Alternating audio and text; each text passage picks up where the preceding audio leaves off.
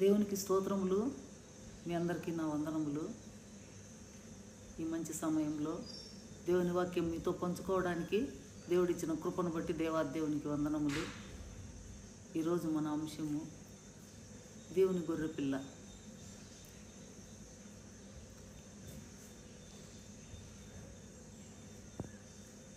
హెస్కేలు 34వ అధ్యాయము. మనము వచనం వెంబడి వచనం చదువుకుంటూ దేవుని ధ్యానించుకుందాం. చిన్న ప్రార్థన. యెహోవా నా విమోచకుడా, నా నోటి మాటలు, నా హృదయ ధ్యానము నీ దృష్టికి అంగీకారమవును గాక. ఆమేన్. ప్రియమైన దేవుని బిడ్డలారా, గొర్రె సాధు జంతువు. సింహము పులిలా క్రూర జంతువు కాదు. సర్పం వల్లే విష జంతువు కాదు. మరి ముఖ్యముగా నిర్బలమైనది, బలం లేనిది కనుక దానికి తప్పనిసరిగా కాపరి ఎంతో అవసరం. కొన్ని గొర్రెలను గురించి మనము తెలుసుకుందాం ఈరోజు. యెహెజ్కేలు గ్రంథం 34వ అధ్యాయము 15వ వచనం ప్రకారము, నేనే నా గొర్రెలను మేపి పరుండబెట్టెదను, ఇదే యెహోవా వాక్కు. తప్పిపోయిన దానిని నేను వెదకుదును, తోలివేసిన దానిని మరలా తోడుకొని వచ్చేదను, గాయపడిన దానికి కట్టుదును, దుర్బలముగా ఉన్న వానిని బలపరచుదును. అయితే కొవ్విన వాటికిని బలం గల వాటికిని శిక్షను మేతపెట్టి లయపరిచేదను అని దేవుడు చెప్తున్నాడు అన్నమాట. గొర్రెకు మధ్య వివాదం వచ్చినప్పుడు ఇశ్రాయేలీయులకు ఒకప్పుడు వాళ్ళు దాసగృహంలో ఐగుప్తులో ఉండేటప్పుడు అక్కడ వారికే తగ్గు వచ్చినప్పుడు మోషే మధ్యలో కలగజేసుకొని, ఎందుకండి మనము కలహించుకున్నట్టు మంచిది కాదు కదా నాయన అంటే, నువ్వెవరు మాకు తీర్పు తీర్చేదానికి, నువ్వేం మాకు మా పైన నిన్ను అధికారిగా పెట్టింది ఎవరు అని దబాయించినారు వాళ్ళు. అయితే మోషేను వారిపైన నిజంగానే అధికారిగా పెట్టి వాళ్ళని దాసగృహం నుంచి తీసుకొని వచ్చిన మన దేవాది దేవుడు సర్వశక్తిమంతుడు. దాన్ని బట్టి మనకు తెలుస్తుంది. కాబట్టి గొర్రెలకు పొట్టేళ్లకు మధ్యను, గొర్రెలకు మేకపోతులకు మధ్యను భేదం కనుగొని నేను తీర్పు తీర్చేదనని 17వ వచనంలో చెప్తున్నాడు. యెహెజ్కేలు గ్రంథము 17వ వచనంలో ఈ మాట చెప్తున్నారు. గొర్రెలకు పొట్టేళ్ళు బలమైనవి, గొర్రెలు బలహీనమైనవి. గొర్రెలకు మేకపోతులు ఎక్కువ కఠినమైన మనసు కలిగినవి, ఎవ్వరికీ అందకుండా అవి పచ్చగా ఉండేదాన్ని అంతా ఎంత కడుపు నిండినా కూడా చాలకుండా ఇంకా మేసుకుంటూనే పోతాంటే ఎవరికి ఆహారం మిగిలిచ్చేది వాటికి ఇష్టం లేదు. అట్లా దురాశ అన్నమాట. వాటికి గొర్రెలకు మధ్యలో కూడా భేదము వచ్చిందంటే నేను తీర్పు తీర్చేదను అని మన దేవాదేవుడు సెలవిచ్చుచున్నాడు. మీరు భుజములతోనూ ప్రక్కకు తోసి రోగంతో ఉన్న వాటిని పొడిచి చెదరగొట్టెదరు. చూసినారా, వాళ్ళు అన్నిలు ఏం చేస్తారు, భుజములతో వాళ్ళ భుజములతో ప్రక్కకు తోసి అంటే భుజబలముతో యుద్ధములు చేసి వారిని నశింపజేయాలని చూస్తారన్నమాట. రోగంతో ఉన్న వాటిని పొడిచి చెదరగొట్టదు. రోగంతో ఉన్న వాటిని అంటే ఇక్కడ మనం ఇశ్రాయేలీయులను అనుకోలేదు. గొర్రెలు అంటే ఇశ్రాయేలీయులు కాబట్టి రోగంతో ఉన్న వాటిని అంటే కొంచెము వాళ్ళు ఏదో ఒక బలహీనంగా ఉండే బలహీన పరిస్థితుల్లో వారిని చెదరగొట్టేదానికి కూడా శత్రువులు ప్రయత్నిస్తారు. అప్పుడు శత్రువులు అంటే ఇక్కడ మనము గొర్రెలకైతే సింహాలు, ఎలుగుబంట్లు, తోడేళ్ళు ఉంటాయి. మన జీవితంలో ఎలుగుబంట్లు లాంటి మనుషులు, తోడేళ్ళు వంటి మనుషులు, సింహం వంటి బలిష్ఠులైన మనుషులు మన పైన దాడి చేస్తారు. తన బిడ్డలు ఎక్కడున్నా కూడా ఆయన కంచి వేసి కాపాడుకుంటాడు, తన రెక్కల కింద దాచుకుంటాడు, వారికి ముందుగా నడుస్తారు. యూదా దేశంలో మేపుటకై మంద కాపరులు గొర్రెలు ముందు నడుస్తారన్నమాట. ఇక్కడైతే మన గొర్రెలు ముందు పోతూ ఉంటాయి, వెనకొచ్చి కాపరు వస్తాడు. మన దేవుడు మనకెప్పుడు మనం ముందుగానే నడిచి మన పైకి వచ్చే ఉపద్రవాల నుంచి మనల్ని కాపాడుతాడు.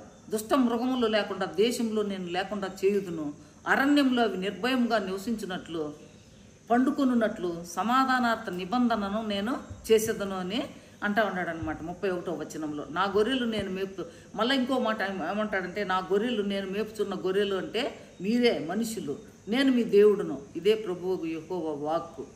1 పేతురు 2వ అధ్యాయము 25వ వచనంలో, మీరు గొర్రెల వల్లే దారి తప్పిపోతురి కానీ ఇప్పుడు మీ ఆత్మల కాపరియు అధ్యక్షుడును అయిన ఆయన వైపునకు మళ్ళీ ఉన్నారు. చూసినారా, ఒకప్పుడు మనం దారి తప్పిపోయింటే దేవుడు గొర్రెల కాపరి వల్లే మనకు వచ్చి తిరిగి మనల్ని ఆత్మల కాపరి, మన ఆత్మలకు కాపరి అయి అధ్యక్షుడై ఆయన వైపుకు మళ్లించుకుంటున్నాడు. ఆయన సిలువ శిక్ష ద్వారా. ఇదైతే పాత నిబంధన గ్రంథంలో మనం చదివేటివి. అయితే రాబో కాలంలో మనకు ఆయన ఆత్మల కాపరిగా మనకు రాబోతున్నాడు అనేది ఇదంతా ప్రవచన గ్రంథము. ఎహెజ్కేలు గ్రంథం అంతా ఏ స్వామిని గురించిన ప్రవచనాలు ఈ ఎక్కువ మనం చదవాలంటే 34వ అధ్యాయంలోనూ ఉన్నాయి, 43వ అధ్యాయంలో కూడా ఉన్నాయన్నమాట. యోబు 14:4లో ఒక మాట అంటాడు, పాప సహితునిలో నుండి పాపరహితుడు పుట్టగలిగిన ఎంత మేలు. యోబు గ్రంథము పురాతనమైనది, 1000 సంవత్సరాలకు ముందు రాయబడినప్పుడు ఏ స్వామి పుట్టలేదు.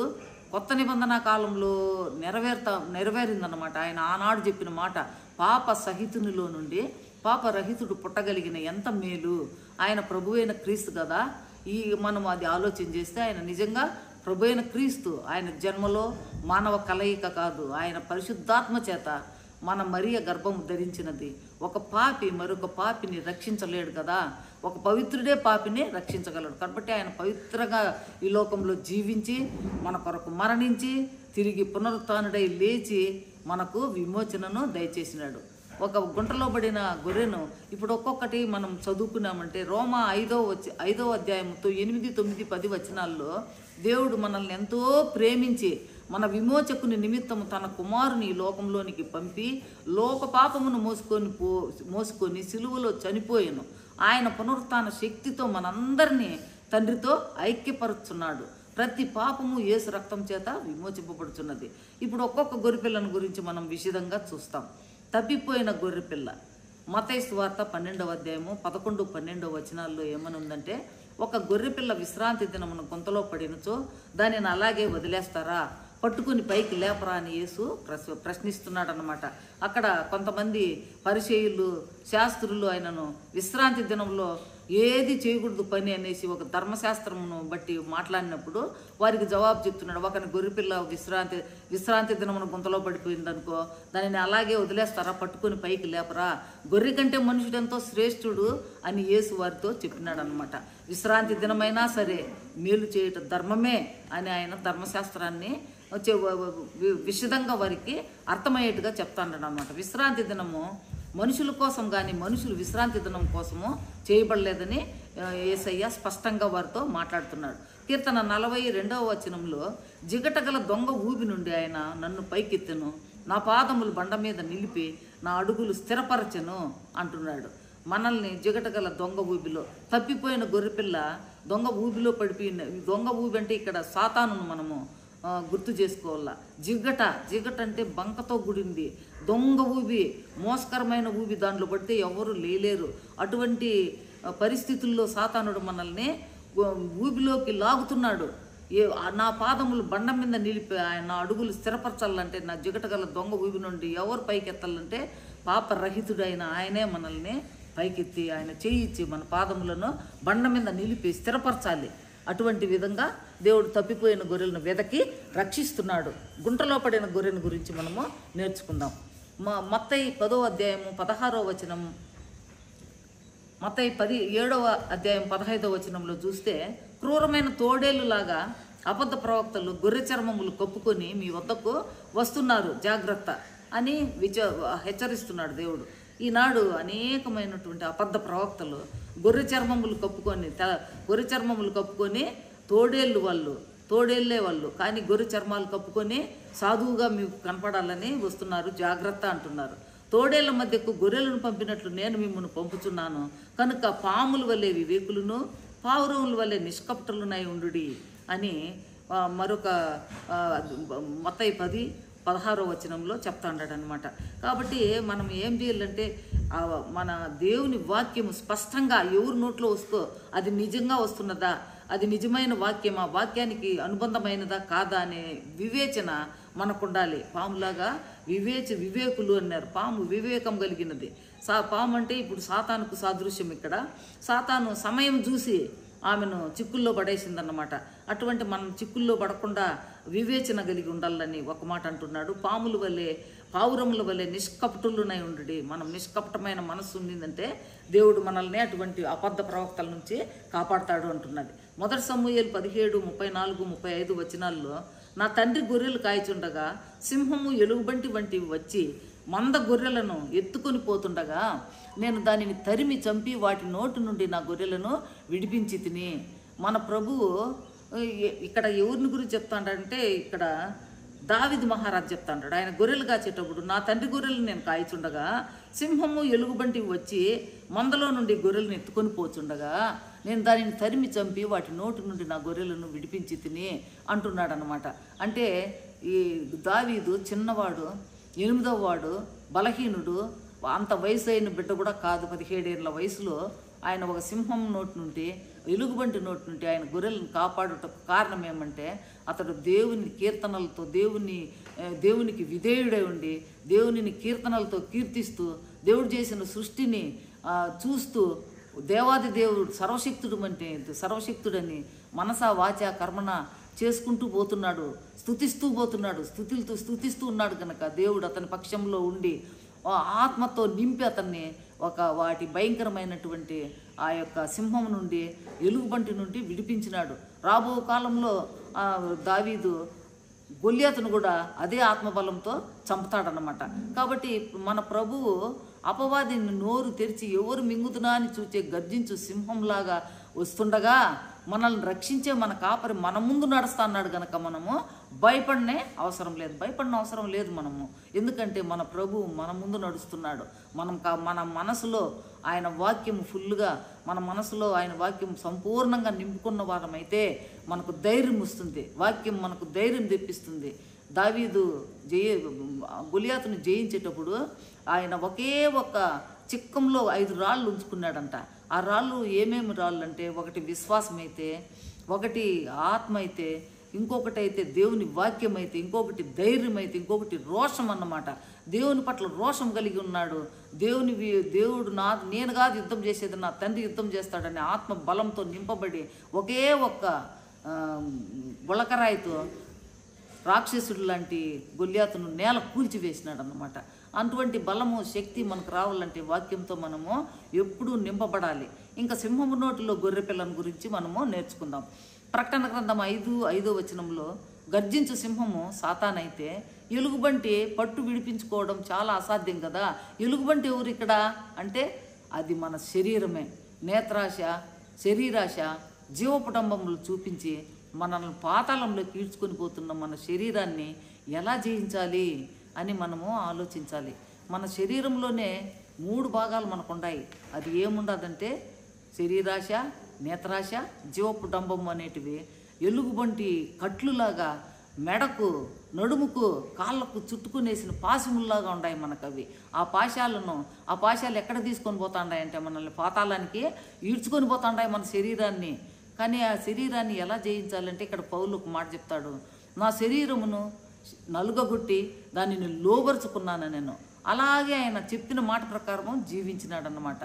ఒక శ్రమకు భయపడలేదు, కష్టానికి భయపడలేదు, తిరస్కారానికి భయపడలేదు, చెరసాలకు భయపడలేదు. ప్రతి ఒక్క విషయంలో నేను పడే శ్రమలన్నీ నా ప్రభు శరీరంలో పడినట్టు నా ప్రభు శరీరంలో తగిలిన గాయాలను తలుచుకుంటున్నాను నేను అనేసి ఆయన ఎంతో ఆనందంగా వాటిని భరించినాడు కనుక ఆ శరీరాన్ని ఉపవాసంతో ఎన్ని విధాలు శ్రమలు వచ్చినా తట్టుకునే స్థితిగా దాన్ని నలగొట్టుకున్నాడంట. అదేవిధంగా మనం కూడా ఆత్మీయ జీవితంలో దేవుని కొరకు వచ్చే శ్రమలను, తిరస్కారాలను, అనేక విధములైనటువంటి అవహేళనలను తట్టుకోవాలంటే మన శరీరాన్ని నలగొట్టుకొని లోబరుచుకోవాలా. శరీరాన్ని ఎంతో శ్రద్ధగా కాపాడుకుంటాం మనము. అయితే ఆత్మీయ జీవితం కూడా అదే విధంగా మనం కాపాడుకోవాలని ఈ మాటలో మనము నేర్చుకోవాలా. శరీరం కొన్నాళ్లకు నశించిపోయేది, మట్టి అయిపోతుంది. అది తిరిగి మళ్ళా మనం తిరిగి ఎప్పుడైతే దేవునిలో మనము క్రీస్తులో ఎవరైతే చనిపోతారో వాళ్ళు శరీరాలు లేపబడతాయని తెలుసు. కానీ మనం ఇప్పటి నుండి ఆ శరీరాన్ని క్రీస్తుకు అనుగుణంగా మనం నలగొట్టుకొని ఆశలను, దురాశల నుండి దూరపరిచి దేవునికి మనము సజీవ యాగముగా మన జీవితాన్ని సమర్పించుకోవాలన్నమాట. అలాగే పౌలు వలె ఆయన జీవించాలి. చనిపోయే టయానికి పౌలు ఎన్ని శ్రమలు పడాలో ఈ లోకంలో అన్ని శ్రమలు పడినాడు. తలను అక్కడ ఒక రాతి పైన పెట్టి మార్బల్ స్టోన్ పైన పెట్టి నరికినారంట. నరికినప్పుడు ఆయన ఎగిరి అక్కడ పడిందంట తల. అక్కడ పడినప్పుడు ఆయన ముఖం ఎట్లుండిందంటే నవ్వుతా, పళ్ళు బాగా కనపడతా ఉండేట్టుగా నవ్వినాడంట. ఎంత సంతోషం అంటే కళ్ళు తెరుచుకొని సంతోషంగా నవ్వినట్టుందంట. ఎంతసేపు అయినా కూడా అదే ఆ నవ్వు అలాగే ఉన్నిందంట. ఎందుకంటే నాకు ఇక్కడ నేను కన్ను మూస్తే నా దేవుని దగ్గర నేను తెరుస్తాను, మంచి పోరాటం పోరాని నేను, నా కొరకు జీవకిరీటం సిద్ధపరిచి ఉన్నదని ఆయన విశ్వాసంతో ఆయన ఎంతో సంతోషంగా మరణాన్ని ఆహ్వానించినాడు. యేసయ్య నా మరణమును పెట్టుటకు, నా మరణమును తీసుకున్నట్టు, నా జీవమును తీసుకున్నట్టుకు నాకు అధికారం ఉందని ఏ విధంగా సిలువలో ధైర్యంగా తండ్రి నీ చేతికి నా ఆత్మను అప్పగించుతున్నానని చెప్పినాడు. అదేవిధంగా పౌలు కూడా అదే సాదృశ్యంతో అదే మాటతో ఆయన కన్ను మూయలేదు, కళ్ళు తెరుచుకొని నవ్వినాడంట. అంత సంతోషంగా ఆయన మరణాన్ని ఆహ్వానించినాడు అన్నమాట. ఆ వారి యొక్క జీవితం ఎంతో ధన్యము. నేడు అందరూ దేవుని దూతలతో ఆయన ఎదురు చూచిన గురి వద్దకు పోరాడి గెలిచినాడు. విజయోత్సాహంతో దేవుని చేరుకొని ఉంటాడు. అదేవిధముగా ఆయన మనలను మన కాపరిగా మనం ఎప్పుడైతే మనం అంగీకరిస్తామో మనం ప్రతి ఒక్క విషయంలో ధైర్యంగా ఉంటాము, ఎప్పుడు నిష్కల్మషంగా జీవిస్తాము, ఎప్పుడు సత్య మార్గంలో నడుస్తాము. అందుకనే సింహపు నోటిలోని గొర్రెపిల్లను రక్షించినట్లు ఎలుగుబంటి పట్టు నుండి విడిపించిన మన దేవుడు ఎందుకు మనకి ఈ లోకంలో శ్రమలు ఈ లోకంలో కూడా అటువంటి శ్రమల నుండి కూడా మనకు విడిపించేదానికైనా సర్వశక్తిమంతుడని మనం నమ్మాలి. వదకు తేబడిన గొర్రెపిల్ల అని ఇంకొక విషయం మనం తెలుసుకుందాం. రోమా 8వ అధ్యాయం 36వ వచనంలో ఇందును గూర్చి వ్రాయబడినదేమనగా, నిన్ను బట్టి దినమల్లా మేము వధింపబడిన వారము, వదకు సిద్ధపడిన గొర్రెలమని మేము ఎంచబడిన వారము అని చెప్తున్నాడనమాట. ఆయన ఏం చెప్తున్నాడంటే ఇందును గూర్చి వ్రాయబడిందేమనగా నిన్ను బట్టి అంటే యేసుస్వామిని బట్టి మేము వధింపబడిన వారము, వదకు సిద్ధపడిన గొర్రెలమని మేము ఎంచబడిన వారము అంటున్నారు. మేము వదకు సిద్ధంగా ఉంటాం నాయన, మేము చచ్చిపోయేదానికి కూడా నీ కొరకు నీ ప్రాణం తీసి ఇచ్చేదానికి సిద్ధంగా ఉంటామనే పరిస్థితికి శిష్యులందరూ వచ్చేసినారనమాట. ఆయన శిష్యులు 12 మంది పైకి ఆత్మ దిగినప్పుడు అంతకుముందు ఏ విధంగా ఉన్నారో వాళ్ళు 3.5 సంవత్సరం ఆయనతో తిరిగినా కూడా తిరిగి లేస్తాడని తెలిసినా కూడా వాళ్ళు ఏదో మర్చిపోయిన విధంగా అదేదో మోహంలో ఉండి అందరూ ఒక ఇంటిలో రహస్యంగా రోమా ప్రభుత్వానికి భయపడి దాంకుని ప్రార్థన చేస్తున్నారంట. కానీ ఎప్పుడైతే ఆత్మ దిగిందో అప్పుడు వారు ఎక్కడ లేని ధైర్యం వచ్చింది, పరిశుద్ధాత్మతో నింపబడినారు, ప్రభువు కొరకు ప్రాణం ఇచ్చేదానికి కూడా సిద్ధపడినాడు. భూమిని తలకిందులు చేసేవారుగా ఏమీ తెలియని అజ్ఞానులు, అక్షరం ముక్క రాని ఎంతో వారు తెలియని వారు, చదువు లేని వారుగా ఉండి, ఎంతో మొరటువారుగా ఉండి, వారు చేపలు పట్టేవారుగా ఉండి, బట్టలు వేసుకోవడం కూడా సరిగా తెలియని వారు భూమిని తలకిందులు చేసేవాళ్ళుగా వాళ్ళు తయారైనారు. ఎంచినారు. దేవుడు ఆ విధంగా వాళ్ళను తయారు చేసినాడంట. కాబట్టి వదకు తేబడిన గొర్రెపిల్ల పరలోకంలో చూసినప్పుడు యోహాను దర్శనములో ఎట్లా కనపడిందంటే, గొర్రెపిల్ల ముద్ర విప్పేదానికి ఎవరు వస్తారంటే గొర్రెపిల్లకు మాత్రమే అది శక్తి ఉంది అనేసి చెప్తాడనమాట. అక్కడ ఒక స్వరం వినబడుతుంది. అదిగా ఇట్లుండగా మనం ఏమందము, దేవుడు మన పక్షం ఉండగా విరోధి ఎవడు. సంఖ్యాకాండం 32:23లో యెహోవా దృష్టికి పాపమును విడిచి జీవించిన ఎడల మీ పాపము మిమ్మును పట్టుకొనును అంటున్నాడు. ఆయన దృష్టికి మనం ఎప్పుడైతే పాపరహితులుగా జీవిస్తామో, దేవుని మార్గంలో నడుస్తామో, సత్యమును అనుసరించి ఆయన చేసిన త్యాగాన్ని మనం గుర్తుపెట్టుకొని ఆయన మన కొరకు చేసిన ప్రాణత్యాగాన్ని ఎప్పుడైతే మనం స్మరించుకుంటూ సిలువ నీడలో మనము నెమరు వేసుకుంటామో అప్పుడు మనము రక్షింపబడతాము. లేని ఎడల మన పాపం మనల్ని పట్టుకుంటుంది.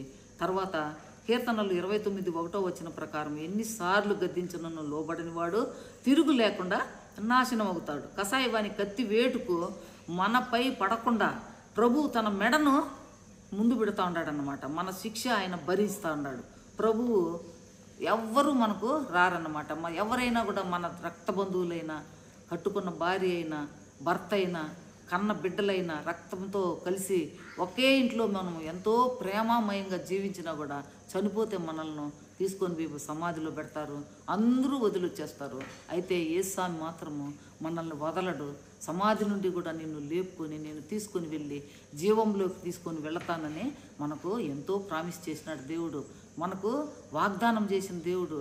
వాగ్దానము మర్చుటకు ఆయన నరుడు కాదు, ఆయన దేవుడు. కాబట్టి దేవాది దేవుని విషయంలో మనము నిరాడంబరంగా బ్రతికి ఆయన వాక్యం ప్రకారం నడిచి ఈ గొర్రె పిల్లలాగా ఆయన మందలో చేరి ఆయన నియమాలు ఆయన యొక్క ఆజ్ఞలు గైకుంటూ ఆయన తాపించిన జీవజలాలు త్రాగుతూ ఆయన సేద తీర్చిన చోట విశ్రాంతి తీసుకుంటూ ఆయన రెక్కల కింద ఉన్నంత వరకు మనకు క్షేమము. ఆయనను విడిచిపోయినామంటే మనం పాతాళ లోకంలో పడిపోయి ఆరని అగ్నిలో కాలిపోతాము. కాబట్టి అటువంటి పరిస్థితి రాకుండా దేవుడు ఆయన సత్య మార్గంలో మనల్ని నడిపించి ఆయన కృపతో మనల్ని నింపునుగాక. దేవుడు తన వాక్యాన్ని దీవించునుగాక.